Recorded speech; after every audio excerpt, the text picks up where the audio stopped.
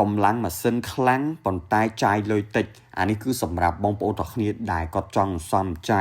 ហើយចង់បាន iPad ដែលស្អាតបងប្អូនទាំងគ្នាអានេះគឺប្រភេទពួក Pro M1 និយាយទៅប្រភេទពួកកម្លាំងម៉ាស៊ីនប្រភេទពួក chip M1 នេះគឺដើរលឿនខ្លាំងមែនតើសម្រាប់បងប្អូនទាំងគ្នាដែលយកទៅធ្វើការឬក៏យកទៅលេង game គឺអាហ្នឹងគឺត្រូវហ្មងហើយនេះបងប្អូនទាំងគ្នាតម្លៃវាល្អខ្លាំងមែនតើដោយសារតែវាជាប្រភេទពួក Wi-Fi only ហើយអានេះខ្ញុំបញ្ជាក់បងប្អូនទាំងគ្នាគឺប្រភេទពួក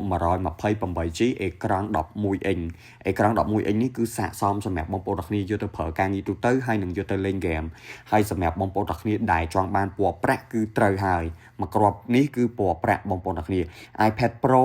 គឺអត់មានពណ៌ញ៉ៃញ៉ៃទេគឺវាមានតែពណ៌ប្រផេះហើយពណ៌ប្រាក់ហើយវ៉ាន់នេះបងប្អូនទាំងគ្នាខ្ញុំបង្ហោះគឺធានាថាតែមួយផ្លេតដឹងតែលក់ចេញបាត់ហ្មងព្រោះអីប្រភេទពួក